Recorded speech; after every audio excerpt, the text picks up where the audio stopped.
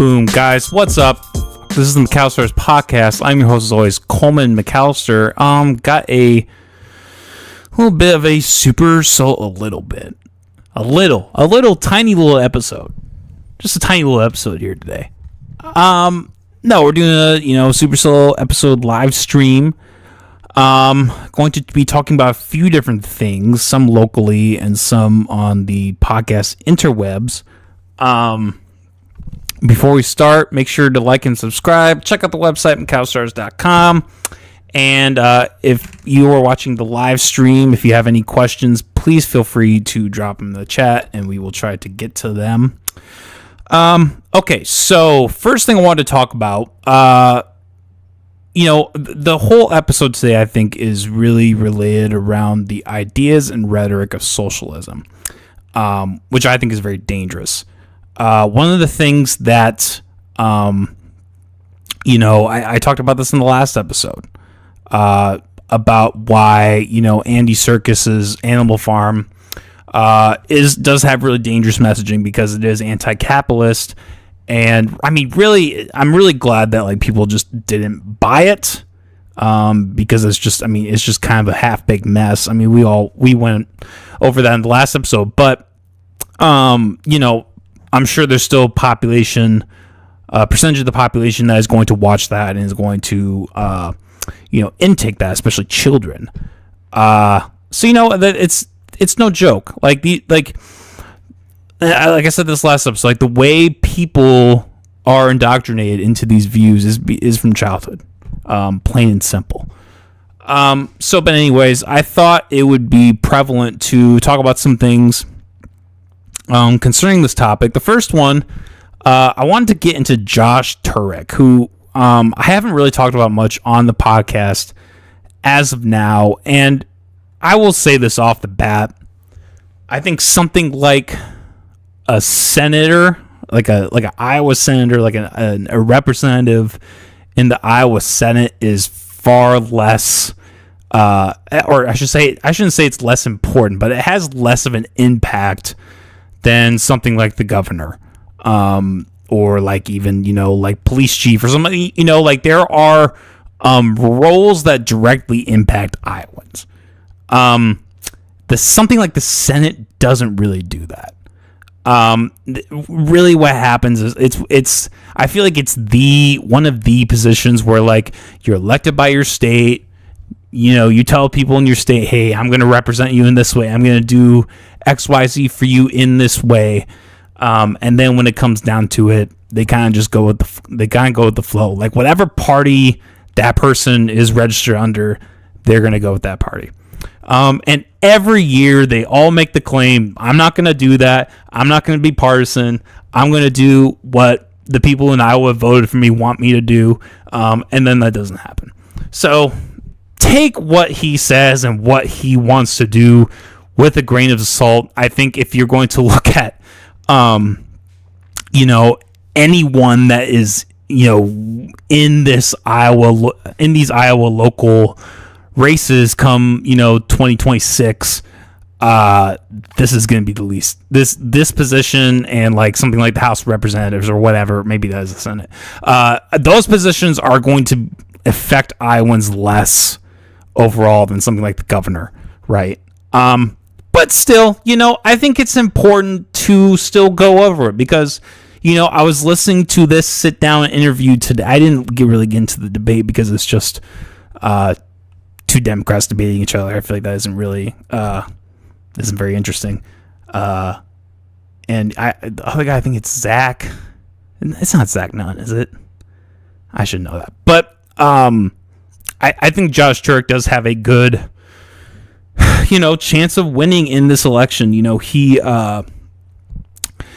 is someone who he kind of has and he's talked about I did watch the debate a little bit between him and the other Democrat candidate, but he does really play this card of I'm a minority, having a disability, and I'm not trying to make fun of him for having a disability, but there is something about people who go into politics and do have an affliction. They do really tend to oversell that, right? it's like with like I mean, I haven't seen this in politics, but it's like when people with autism, like their whole shtick is that they have autism. And it's like, yeah, congratulations, everybody has fucking autism. Like, give us something else. Now, does everybody, you know, or is everybody in a wheelchair? No, but still, I mean, it's you know, it's really easy to ride on something like you're a minority, like you're black, or you're a woman, or what, or in the case of Josh, like you're in a wheelchair. What? It's really easy to ride on that, and that's not to disparage that, but it's to say like, okay, like what more do you have to offer than like, you know, I'm part of this community. I'm gonna, you know, pledge to this community. I'm gonna do things for this community, et cetera, et cetera. So before we get into it, let's just let's just get into it here. This was a KCCI sit-down interview with Josh Turek. I'm not sure what the lady's name is, but we'll just I want to watch through and kind of take apart a lot of this video. So let's just watch through it and react here. So if you were elected to the U.S. Senate, what is the first specific policy you would push to lower everyday costs? The audio's all and fucked how would up it on bring this prices one. down for Iowans? Yeah, absolutely. Well, thanks for having me. I appreciate it. Without a doubt, the thing that I've heard the most as I've been traveling the state is that people are struggling. And they're hurting. That doesn't matter if they're in an urban area or a rural area. Folks are hurting. I understand it personally. I'm someone that comes from a lot of economic adversity. I grew up in a place, Council Bluffs, Iowa, working class family, working class community. Is it just like every politician that does this? Like, they take a minute to talk about something that, like, just talk about, okay, I'm going to ask you a question. I'm going to talk for a minute about your question, and then I'm going to answer the question. Like, no, motherfucker, just tell us what the answer is. I don't know. Maybe that's just me. Maybe that's just my tism, but come on, man.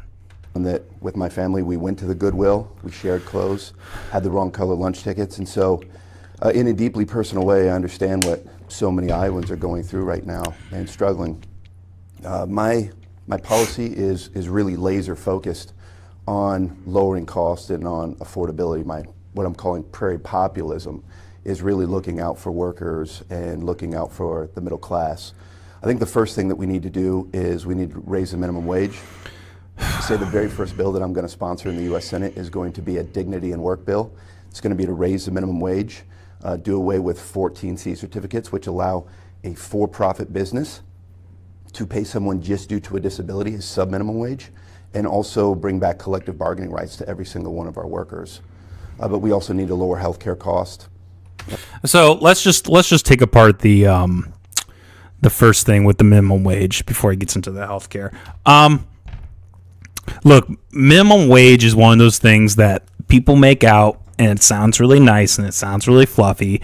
You know, oh, these businesses pay, these people minimum wage, and we need to increase minimum wage so that way we can force the businesses to pay the employees more. And at face value, that looks really nice and dandy, right? I think one of the things to point out, like if you live in the state of Iowa, you know that no business pays minimum wage. Like, the true minimum wage is like $15 an hour. Like, if you are looking at jobs and you find something less than $15 an hour, that's like, okay, like nobody's gonna, like, those jobs are always hiring because nobody can even afford to work that. They're like, yeah, I like, that's not gonna do it for me. So this whole idea of minimum wage, especially in this context, is just kind of ludicrous and silly. And I think when you look at every other state that has increased minimum wage past $7.25, the economic woes are way worse. Because, I mean, I don't want to get into the whole libertarian ideology or whatever too much, but like, I think when you raise the minimum wage, what you're actually doing is you're telling businesses you need to work with less than what you have. Now, if you look at like a corporation and they're backed by the big banks, so as we've gone over plenty of times, they're not actually free market businesses. But let's leave that aside. Let's say you're a mom and pop shop. You have 10 employees. You pay them, I don't know, $9 an hour. And they agree to that. And, it's a working ecosystem in a sense, right? Then the government comes in and says, okay, you need to pay these employees $15 an hour two things are going to happen in that scenario. A, you're going to have to let go half of your staff, which is going to hinder your business and going to hinder those people because now they don't have a job. And B, the people who you have hired who are working for you are now going to have to take on more responsibility. So it truly is like a lose-lose situation. And even with something like the corporate sector, these things have a backlash effect. Because the thing is, look, like if you're going to just impose this on a business, the next logical thing that's going to happen is prices are going to increase. And that hurts everybody. Every single fucking person, except Josh Turek, because he probably can afford it no matter what. But, this affects everything. Minimum wage is not the solution. Truly, if you think about like the affordability, it has way more to do with increased taxation, and really like things that are really out of Iowa's control, like the tariffs, how the economy is doing with the war in Iran, how gas prices are raising because of that. And like this is why I think like a position like this is just meaningless, because like what the fuck are you really going to do about that as a senator, or as a as a senator? What is he really going to do about that? Probably not a whole lot. So anyways, yeah, and then let's get into his pitch about healthcare. We need to do away with the Medicaid cuts that we've seen. We need to make sure that we've got a fully funded ACA subsidies. I'm someone that believes that healthcare is a human right. We need to overturn the tariffs that we've seen, which have absolutely decimated our rural farmers and rural communities, led to what I'm calling a Farmageddon. Those are some of the first places that we'll start. I wanted to talk to you about. So let's actually go back on that. Believes that healthcare is a human right. We need the Medicaid cuts that we've seen. We need to make sure that we've got a fully funded ACA subsidies. I'm someone that believes that healthcare is a human right. We need to overturn the tariffs that we've seen, which have absolutely decimated our rural farmers and rural communities, led to what I'm calling a Farmageddon. Those are some of the first places that we'll start.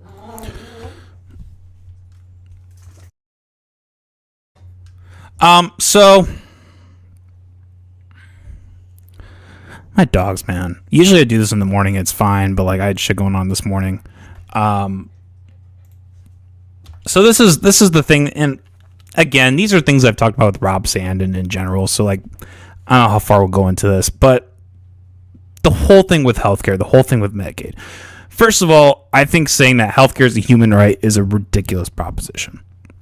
That's like saying somebody has a right to groceries, somebody has a right to housing, somebody has a right to food. They don't have a, like, it's ridiculous for me to think that everybody in the world should just automatically get those things without understanding that there's a market, there's competition, and those things improve those products like food or healthcare or whatever. Those things improve that. And, I think you can argue that like a big part of why people are suffering is because of things like healthcare. How even with the cuts, it still takes a lot of tax money. It causes inflation, and when you have the middleman of insurance, there isn't really any true true sense of trade. Like the people in healthcare will get paid out no matter what. I hate to say it, but like I'll even give Kim Reynolds some credit here. Like she recently signed a bill that I didn't like the AI stuff she did, and we'll get into AI later. But she did sign a bill that wavered this regulation requirement that people needed to treat cancer. And so you're streamlining the process for cancer. So like that's a perfect example of why lifting regulations on healthcare actually helps people. Now, when you're talking about this like Josh Turek, Rob Sands stance on Medicare and the healthcare system in general, it does come from a place of like the universal healthcare model, like the socialist universal healthcare model. And that is not going to help Iowans overall. It is going to increase prices, and over time, it's going to make all this stuff more and more expensive. And it's ridiculous. Like, he at one point in this interview or maybe it was the debate. He talks about how he had to go to Minnesota to get healthcare needs because it was too expensive in Iowa. First of all, I don't know what that was like back then. If I were to assume what happened, it means that Minnesota probably had more welfare, quote unquote, like to people who couldn't afford these things or whatever. If you look at the state of Minnesota versus the state of Iowa and compare it economically, it's not even close. It is outrageously expensive to live in Minnesota as compared to Iowa. And basically what all these things are, it's like a short-term gain thing, right? It's like you are going to skew the market in a way that, like, at face value helps people who are quote unquote poor. Not that I'm saying that they're not, but like we're just gonna, like, that's who that is supposed to help, right? And that may help. I can see, like, in a short-term sense, like if you were like to tell a business, like if a business was selling apples for $10 a pop, and you, the government, came in and you were like, hey, you're charging too much for apples, so we're going to force you to bring it down to $2 an hour. That may help people to be able to buy apples, in a short-term sense. But then when you look at the long-term, what that's going to do, that's going to affect the business long-term, because then they are not going to be able to make enough money in order to run their business. And then pretty soon that business doesn't exist, and then nobody can buy apples. That's a lot like what the healthcare system is. But anyways, let's keep playing. I wanted to talk to you about healthcare specifically. I know Sure. that you support a universal public healthcare option, but passing major healthcare reform like that can take years, especially when we're looking at the gridlock we're seeing in Congress right now.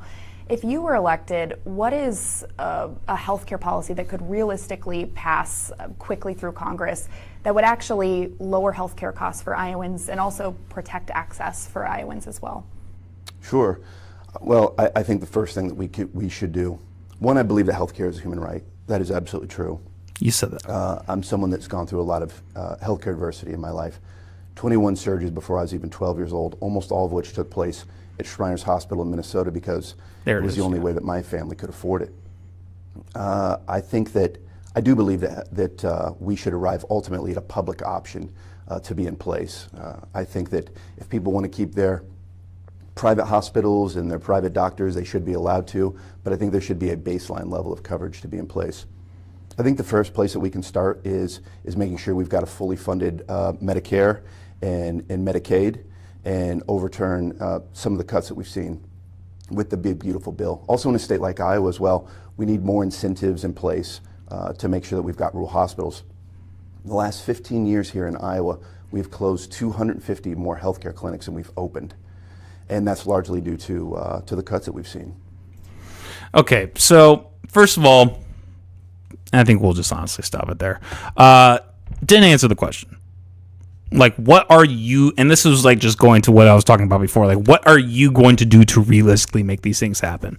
And he just, proposed all these, fun, fancy ideas that, he can't do as an individual. He can just rely on the Democratic Party to get that done. And, maybe they will. But this is a lot different than saying, like, oh, I, as a senator, am going to specifically do these things. Like, I'm going to, like, because at the end of the day, all they can really do is vote. They can, like, they are a constituent of the people, and then they themselves go vote for things like that. That's all they can do. They're not like Rob Sand, who can, like, go in and actually change a law, right? Like, they're all just part of that system. But I mean, look, regardless, I think this is just socialism 101. That you're just going to increase this Medicaid, increase all these things. Sounds good on paper. What it really does is it really makes costs exuberant. And yeah, I mean, he didn't really say anything else that we didn't already cover. So, but anyways, I don't know. Josh Turek, he doesn't seem like. Actually, I don't know if he's a bad guy or not. I don't know. I don't know if he is. I'm a little suspicious. The wheelchair makes me a little suspicious. Nah, I'm kidding. Anyways, okay, let's move on. let's move on to this, the main topic of conversation I wanted to have, which is this whole Tucker and Kevin O'Leary debate that happened, I believe last Friday is when Tucker posted that episode. Now, Tucker is someone who I find myself going after constantly. And it's because it's really disappointing, like, how many people just view him as this, like, source of intelligence, right? Like, even this episode, like, you go on the comments and it's just like a bombardment of just moronicism. Half of it is like praise be God, and the other half is just like making generalizations about the whole state of Utah. Like, look, let me say this before we even get into the video. Here's my view on the whole debate with data centers, right?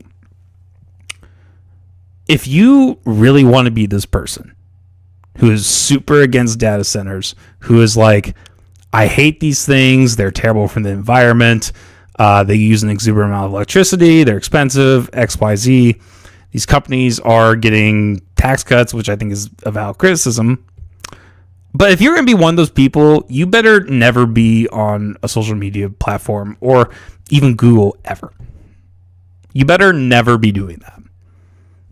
And what I would guarantee, I would bet my entire life savings on this. The little I have, I would bet the entire thing that these people are constantly on these sites. It's like getting mad at a grocery store.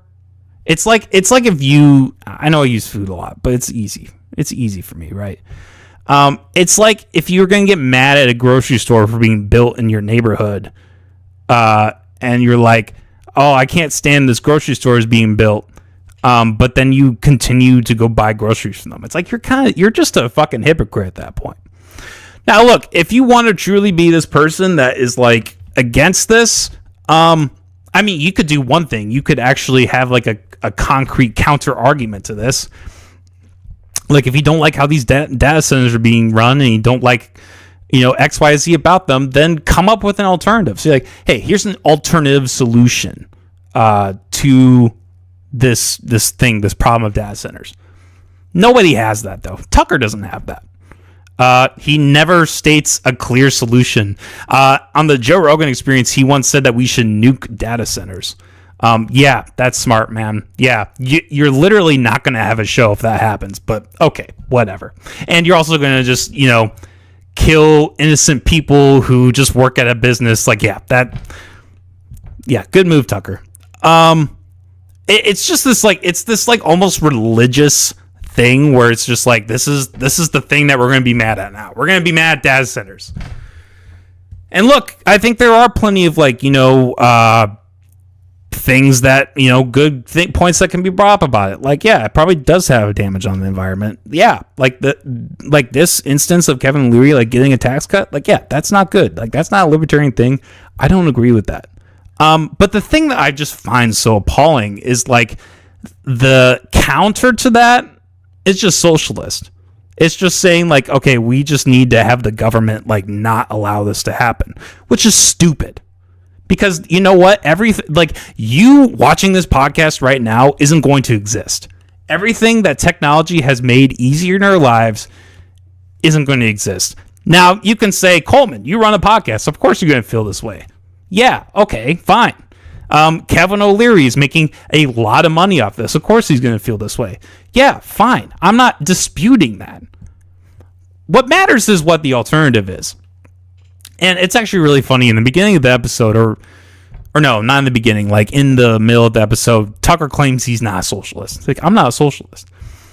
Yet he wants to, it seems like he doesn't say this explicitly, but it really seems like he wants to use the government to make sure that this isn't a thing.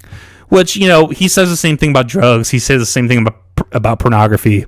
So it would not surprise me if this was his approach to this. Anyways, let's just get into the first clip here. There's a couple different things I wanted to go over with this that I just thought were just poor arguments against this. And like I said, like, there are plenty of good arguments against this. Tucker makes none of them. Let's play. What's your as you game this out, expected water use over the first 10 years? Well, not knowing what my tenant wants yet, probably less than we had originally anticipated in terms of what is given us on the water rights. We've applied for that. I mean, we're anticipating we'll get, whatever we're going to get. I don't think we're going to use it all at all, because what people... Do you expect water rates in the state of Utah will go up? Yeah, not because of us. I just think they go up anyways over time. But if they go up... If they go up at a quicker rate than they have been going up, if there's a spike in water price, would you compensate the state? Imagine being able to... Jesus. Well, why are the ads? If I had money, I would pay for this shit, so you guys don't have to suffer through with it. For the difference? No, in other words, if your business causes water prices to rise, are you on the hook for any of that? Yeah, I think this is such a ridiculous, this is like the first sign of socialism right here. Like, look at this in any way. Like, if your business and you use more water than average, you have to compensate the government for that. He's not paying for the water. He's not already getting charged for the water. That's not enough. He needs to pay additional money to pay the people back. And the thing is, he's not actually paying the people back. He's just paying the government back. That's it. It's not like he's writing it. It's not like everybody who, uses water, which is like, the whole reason that's the system the way it is in the first place is because of government, because government has monopolized that service. Like that's the real root of the problem, not Kevin using too much of it.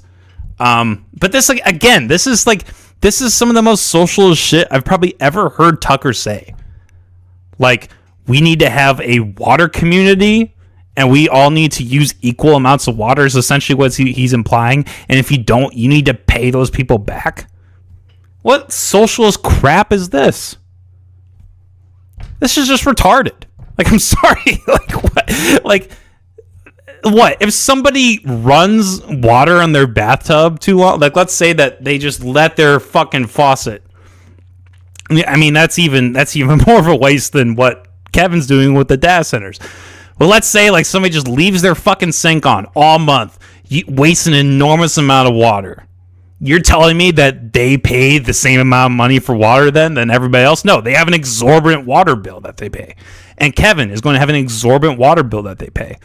And again, you could ask a very good question here. Like, okay, do you have, maybe you are using more of this water than is available. And, Tucker does go on later in this clip to say, like, water is a finite resource, etc. That's fine. That's a fine counter argument. And then maybe ask the question, like, okay, do you have like a better, maybe down the line, do you have a better solution that we could do this in a way that doesn't use up this resource in this way?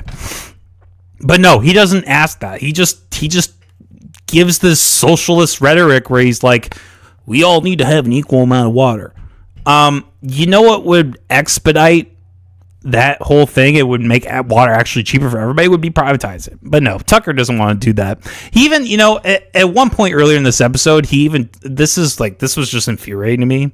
He was like talking about free market capital. He's like, whatever that is. It's like, dude, you've had Dave Smith on your podcast multiple times. You've had Scott Horton on your podcast.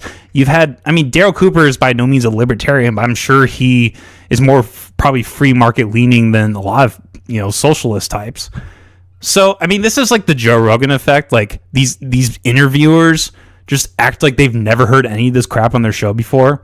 I'm sure there are things that, like, you interview like 2,000 plus people, you probably forget things. Forgetting something like free market capitalism, acting like that's like just like a stupid thing that doesn't exist. It's disingenuous. It's disingenuous. And Tucker and the whole socialism thing, I haven't verified this, but, I've heard that, talking about Animal Farm the last episode, I heard he was promoting Animal Farm. Which is like, here's the thing. Like, so many people on the right, like, just idolize and love this guy. And it's infuriating because he's a fucking idiot. You hear his takes on evolution or religion or anything. It's just moronic. And this is equally moronic.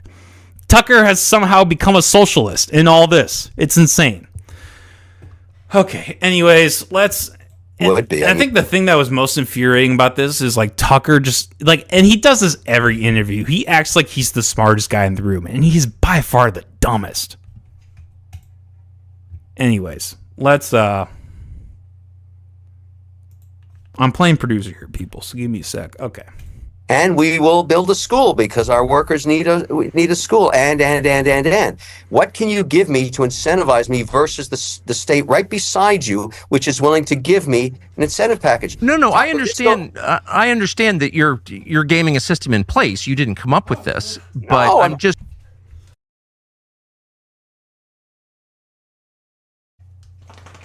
trying to understand. So the trade typically is jobs, okay? But these projects don't actually... Well, no, it's also jobs and taxes because you're going to... And taxes. Yeah. But then you're getting a tax break, so that doesn't really make any sense. Only up front. Tucker, welcome to America, buddy. This is how it's gone on for 200 years. Okay, Different well, states I don't know. competing. Lots of bad things go on for a while. But I think at some point it's worth assessing, like, why are we doing this? So You are on the fair job to do question, that. You're doing it because there's a competition.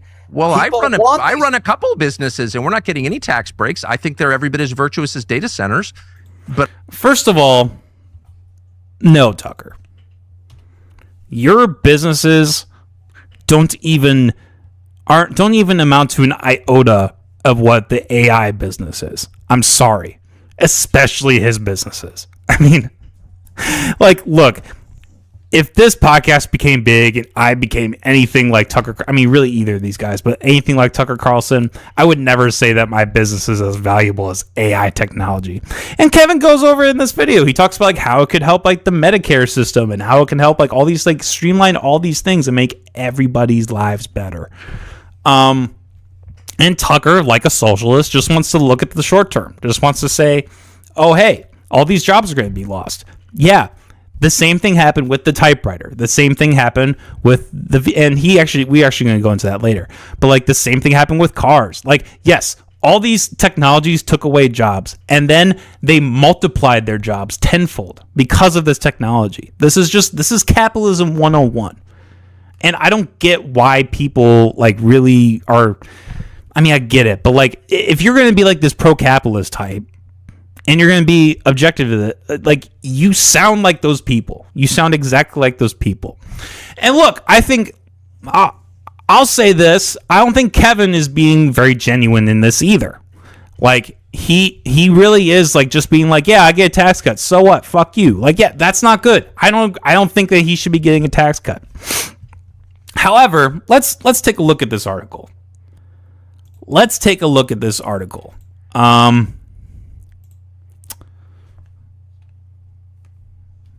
I want to make sure I don't click on the other one.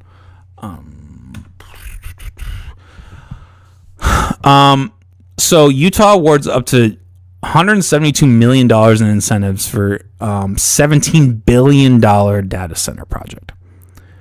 Now, I hate to sound like I know I'm getting mad about socialism, and for me to like defend a tax cut is really unlike me, and I really don't want to be that person that approves of a tax cut. But like, dude, you're gonna bitch about 1%. I know it's a lot. I know $172 million is a lot of money. It's not a lot of money compared to a lot of other things. And it's not even like, I get the argument that like, yeah, taxpayers are gonna have to make up that difference. I actually don't know if that's true. And also, I think, if you're going to play on that, if you're going to play that game, the profits from that business are going to, raise more taxes down the line. And he even makes that point later. So, I'm just saying it'd be one thing if the government was like giving him money to do this. You could make the argument that like, he's getting a tax break, so they are giving him. I don't really believe that. Like, if you rob everybody on a block except one person, it's not like you've given that person money. You just didn't take their money, essentially. And look, I mean, there are two things that are glaringly hypocritical of Tucker calling this out. One, he worked for a corporation for probably 20 years, I would guess. I don't actually know how long, but I know he worked for Fox News for a long time. He worked for CNN for a little bit. He worked for two corporations willingly that saw a lot of tax advantages. If they didn't get tax cuts, they for sure got grants, and they were for sure a propaganda arm of the government. And if Tucker had not been fired from his job, he would still be there today. Secondly, Tucker is a huge advocate for churches, which have a 0% tax. They are the definition of a tax cut. So look, if you're really going to play this, this goes back to like the hypocrisy of like being against data centers, but like not actually biting the bullet. Like if you're really going to be against tax cuts, like fucking own that up, man. If you're going to be mad at Kevin Leary for taking a tax cut, get mad at the fucking church for taking a tax cut. They probably, maybe not $15 billion. They're fucking up there in terms of how much money they make and how much, they play into the political system. Like, yeah, if you're really going to advocate that Kevin should pay more tax money, you better damn well be saying that about the churches. You better be damn well saying that about Fox News. Maybe he does now because he doesn't work for them. You think he would have said that when he was working for them? No. Tucker is a fucking phony, okay? He's a phony. Plain and simple. Okay, let's go to the last clip here. Because I think that was all of it for that, basically. Yeah. Okay. Let's this was the one that I found the most astounding. This is the one where I really rolled my eyes like, give me a fucking break, Tucker. And I'll say this. Tucker, before the interview starts, he makes the claim that Kevin didn't answer any of his questions. So I'm like listening to the interview, watching. I'm like, he answered every single one of his questions. He might have not answered in the way he liked, but like when Tucker said, like, what is this going to do for jobs? And then Kevin, like, or no, one time he actually did do that. He was like, what's the upside for Medicaid? And then Kevin went through the scenario where it's like, this is where we use AI to improve this person's life. And he's like, well, you didn't answer the question. He did answer the question. The problem with this whole, honestly, I'll just do this now. The problem with this whole interview that Tucker doesn't get, he wants questions answered that cannot be answered. Like, I'm sorry. If you went to when automobiles were made and you went to the people who made them and said, how many jobs is this going to create? How many jobs is this going to cost? Yeah, of course they're not going to know the fucking answer to that. It's a future question. It's like guessing, I don't know, who's going to win the lottery? Nobody fucking knows, dude. We don't know. We don't know how this is going to work. We can guess from how we understand humanity and capitalism and technological advances that this is probably going to be a really good thing. We already have evidence that this is going to be a really good thing and create jobs. He even uses the example of the internet. Like, people thought that the internet was going to take away all these jobs. It actually ended up making way more jobs, which is 100% true. But, Tucker doesn't care about that. All he cares about is the jobs that we're losing now, which is that's just socialism 101. Like, if you want to stop the guardrails of capitalism or put guardrails on capitalism for these short-term laws, that is socialism. And it's just unfounded, in my opinion. All right, guys, sorry for the technical difficulty. Let's react to this last part of this last clip that I wanted to play from the Tucker Kevin O'Leary thing. The tool to actually, after scanning all the images, to go look at them for 2 weeks. And now I'm able to just go to this computer and say, find a picture of my wife the day I met her in the gym. Boom. There it is. Now, it's amazing. No, you're kind of making my point, though, because the two examples you gave are examples of a machine replacing human labor and doing a better job than any person could do. Oh, Tucker, that's horrible. Which is great. Well, but hold on. That's my point. Well, I know it's your point. And I can see the marvel of it. But it raises the question, which won't go away, which is, okay, now that machines do what people do better than people did, what do people do? Okay. And what is the answer to that? Let me ask you, let me pose a question. We don't know.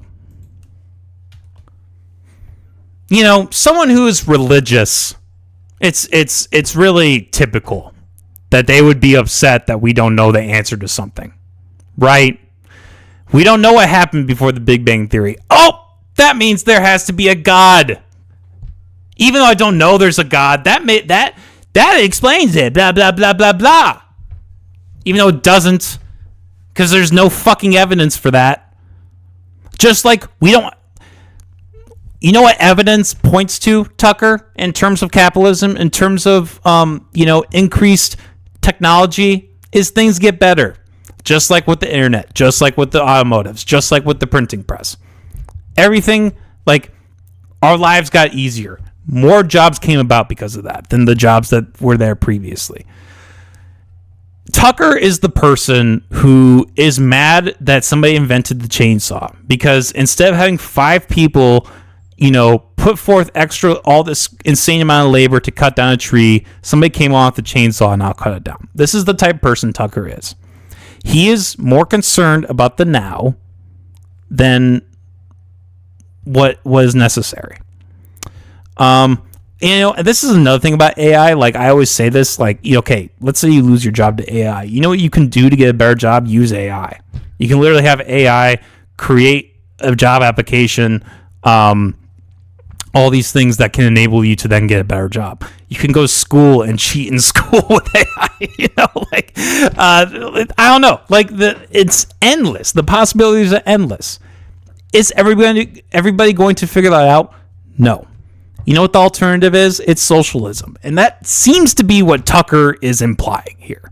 He's not saying it explicitly, but if we're going to guess what he wants to do with, like, say the war on drugs, or with, like, prostitution and pornography, like, he would like to make those things illegal. He would like the state to come in and tell people how to run things. It would not surprise me if he wants to do it with this. Look, he can comments on, like, tax cuts. I think I don't agree that Kevin is getting a tax cut, but he's not making a good argument in the opposite direction. Like, he's just making this, like, socialist argument that, like with the water thing, like, we all just need to be equal. It's like, what fucking crap is this, Tucker? And it was kind of tongue-in-cheek, but I think Kevin, like, had a pretty good reaction, like, oh my god, that's terrible. It's terrible that we can streamline this. You know what?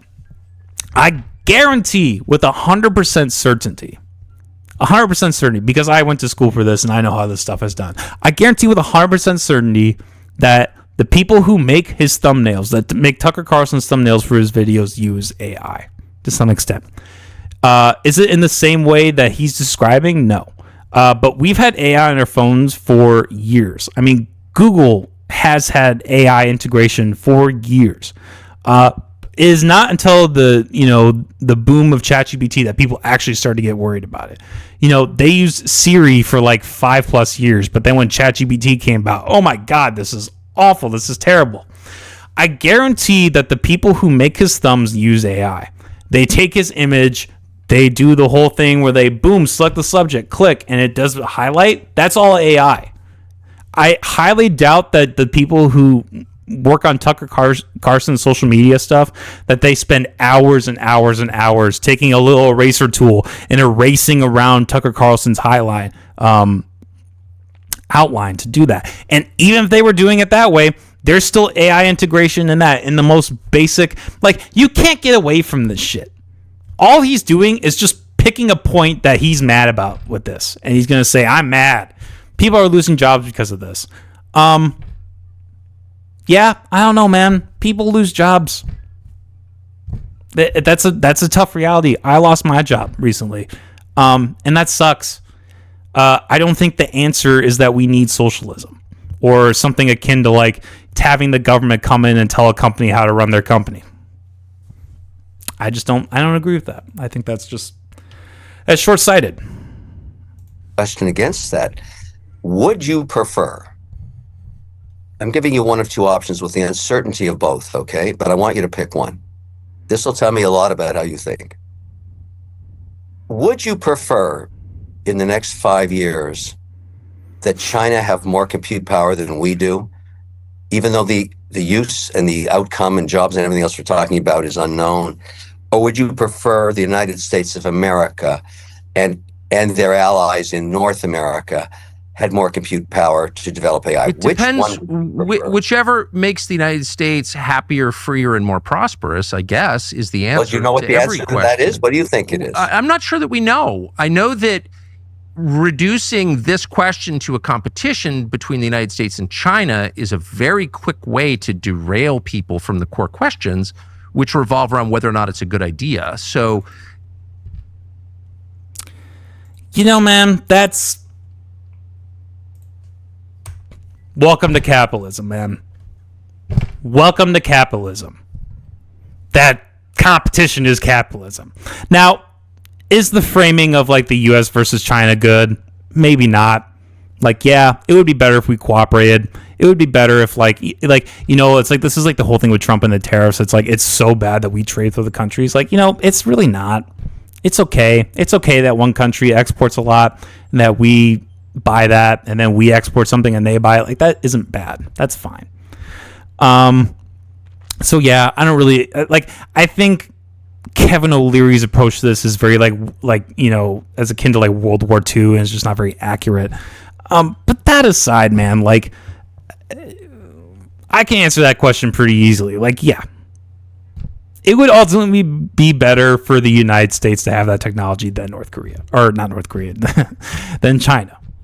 Just like, you know, yeah, it probably is better for us to have certain things than other countries because we're freer than those other countries. Like, I can wrap my head around that. Now, I disagree with the idea that like we should then use government intervention to enforce things. I think that's maybe something where Tucker and Kevin would both go with that I would disagree with. But like, look, if we're like objectively, like, would it be better for someone who like, you know, is sane and like, you know, is actually going to use that product for like a good reason, like a gun, like having a gun, like is it better for that person to have it than like the crazy person who's going to go into a movie theater and shoot people? Like, yeah, it's probably better for the first person to have a gun. I'm willing to concede that. I don't think that like there should be any law or mechanism that should prevent, you know, B from getting a gun, but you can still make an objective choice and say like, yeah, there's probably a better outcome with one than the other. So for Tucker, who started out the interview, like before the interview, saying that Kevin didn't answer any of his questions, is in the only time in this interview not answering a question. But you know, this is just shows like how stupid people are, especially people on the right and religious people, is like they all just sided with him automatically. Like, I saw one comment that was like, literally 0 people in Utah want this. I guarantee that's not true. You could say it's less than 1%. You could say it's less than 10%. Not one person wants this. Really? Okay. But anyways, let's keep playing because it gets better. And this is the part where it gets really eerily socialist. Let's keep playing. That's always kind of a red flag for me. China has more economic power now than the United States.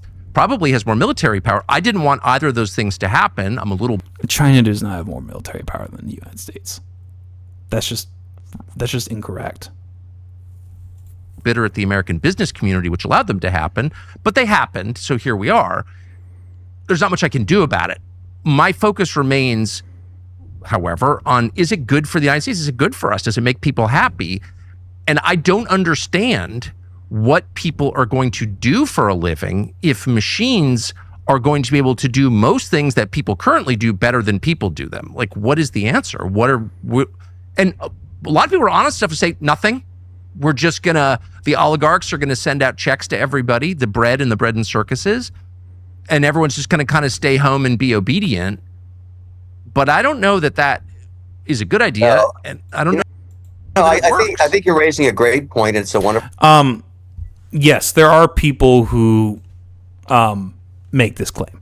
Those people are also the people who profit from a government system. So yeah, of course they're going to have an answer. But I think if you're going to ask most honest people what they think AI is going to do, it's not that. It's going to be more the Kevin O'Leary approach, where it's going to create jobs, it's going to create technology, it's going to do all these good things.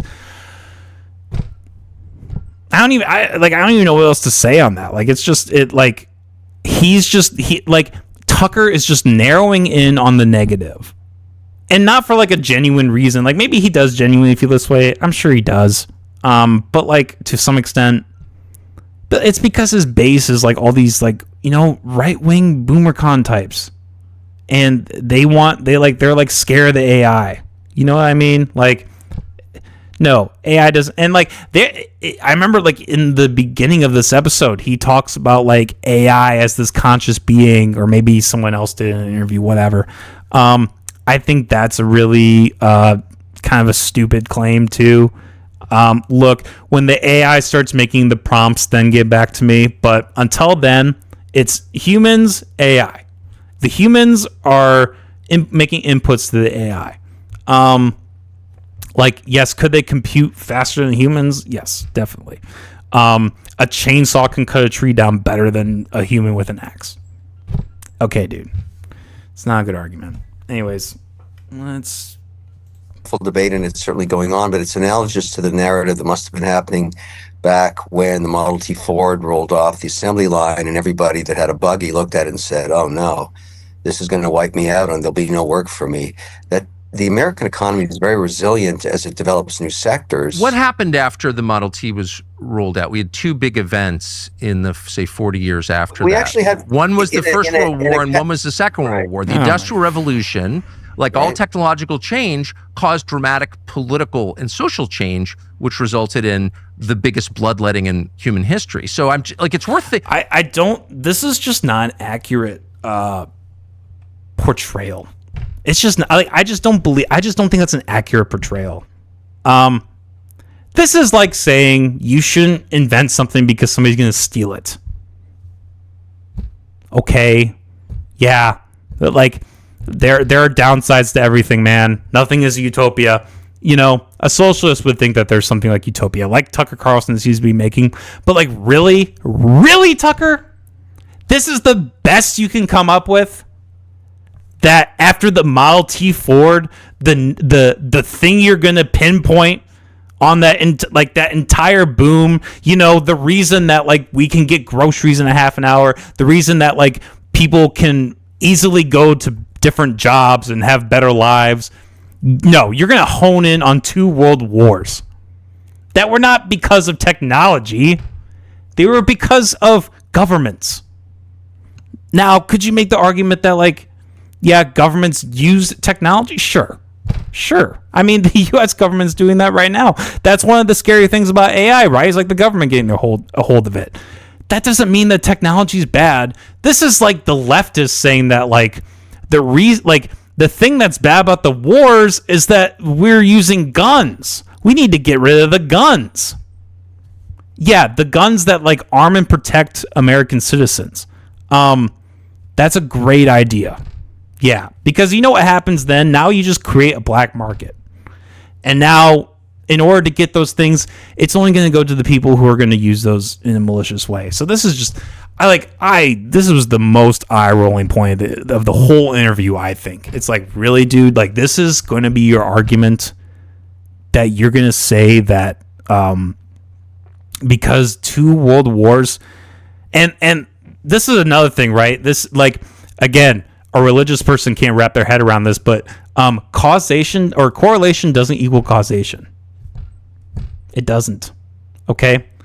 Just because something happened around the time that something else happened does not mean they're related. The Model T Ford, I would think if anything had more of a direct result of that, it would be the technology of weapons. Like in the First World War, it's debate about what really kicked off the First World War. But, the telltale thing that's always told to us is like that a man was assassinated with a gun. Yeah, he was in a car that was driving. That part's true. The car didn't kill him, though. The guy with the gun killed him. And the gun was invented before the Model T. And then in World War II, it was militaries. It was Adolf Hitler going into Poland. Now, did the Model T Ford probably drive in after the military people came in with the tanks and the weapons and took over the country? Did Adolf Hitler then drive in the Model T Ford into? Yeah, probably. It didn't cause it, man. God, this is just retarded. I wanted to call the episode Tucker's an Idiot because he is. This is the stupidest. religious stuff aside, this might be the stupidest shit I've ever heard him say. Just saying. All right, I think there's still a little bit more to this clip, and then we're going to wrap it up. Thinking this stuff through. Like, technological change forces social fair and enough, political but change. unfortunately, capitalism. Again, no, it doesn't. Technological change forces social change. It's the other way around, dude. Social change uses technology. Social change comes before the technological use. It's not the other way around. Again, he sounds like a fucking socialist. It's insane. And the freedom it provides is volatile. And it has lots of periods, including the Great Depression, where it taxes the people that support it. But it's still better than the alternative anywhere on earth, it seems, 200 years later. And so, when you start looking at the American economy and the vol it's had, it's been unbelievable. But the system, with all its faults, and you're raising some good points, I agree with you. I'm just trying to think what's the alternative. And regarding AI and the ultimate issue around your job issue, and I think it's fair, I'm looking at it differently. I'm looking at it as insurance. I would prefer, even though the future is uncertain and the outcome, and the end is always near, to quote Jim Morrison. I love that line in his song. Roadhouse Blues. The future is uncertain and the end is always near. Words I live by, but it's sort of, if you had to give me the two alternatives, let China do this first or us, I'll take us.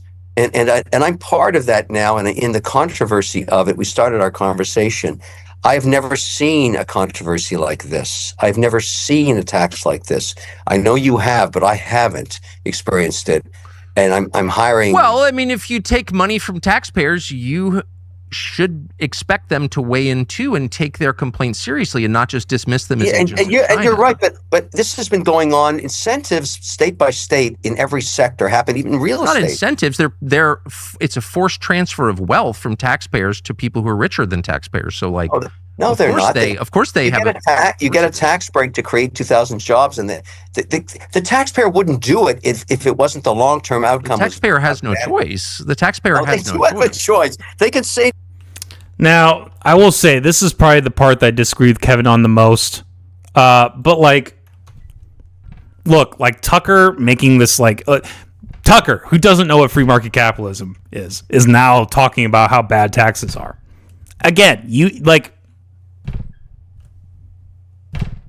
want to have no taxes, but, you still want to have this government. Okay, look, if you want to talk about how bad taxes are, which I love talking about that. You got to go in all the way, man. If there's no taxes, then the government doesn't exist. You can't have this reality where it's you want the government to exist, but you don't want taxes. You got to pick a side, man. And look, I think I think his framing of capitalism is skewed, but I think it's a fair point.